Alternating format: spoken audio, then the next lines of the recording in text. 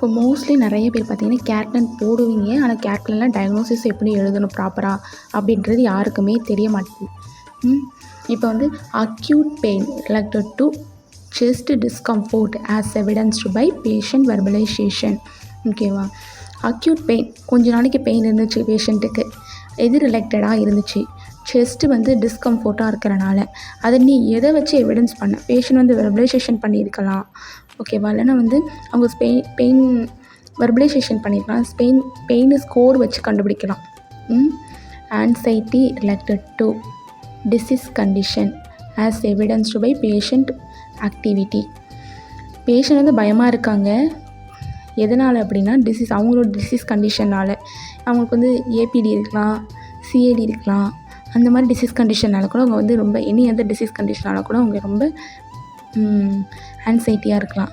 அதை நீ எதை வச்சு எவிடன்ஸ் பண்ண? பேஷண்ட் ஆக்டிவிட்டியை வச்சு பண்ண, அப்படி இல்லைன்னா பேஷண்ட் ஆக்டிவிட்டி ஃபேஷியல் ரியாக்ஷனை வச்சு கூட பண்ண அப்படின்றது தான். Fluid value deficit related to diarrhoea as evidenced by patient dehydration. Fluid value வந்து டெஃபிசிட்டாக குறைவாக இருக்குது, எது ரிலேட்டடாக அப்படின்னா டயரியா. பேஷண்ட்டுக்கு டயரியா இருக்கலாம், கான்ஸ்டிபேஷன் இருக்கலாம், இனி அனதர் இருக்கலாம்.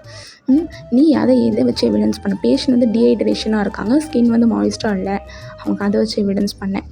Ineffective breathing pattern related to respiratory tract infection as evidenced by low saturation. பேஷண்ட்டுக்கு வந்து ப்ரீத்திங் வந்து இன்எஃபெக்டிவ் ப்ரீத்திங் பேட்டர்ன் இன்எஃபெக்டிவாக இருக்குது.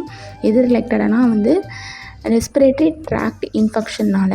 அதை நீ எதை வச்சு எவிடன்ஸ் பண்ணனா? பேஷண்ட் வந்து லோ சேச்சுரேஷனாக இருக்காங்க, இல்லை ஹாஸ்பிட்டலில் இருக்கிறனால கூட பேஷண்ட்டுக்கு வந்து நாய்ஸ் பொல்யூஷன், அதனால் கூட வந்து ப்ரீத்திங் டிஃபிகல்ட்டாக இருக்கலாம். எல்லா ஹாஸ்பிட்டல்லையும் அந்த மாதிரி இருக்காது, எனி அனதர் ஹாஸ்பிட்டலில் தான் அந்த மாதிரி இருக்கும்.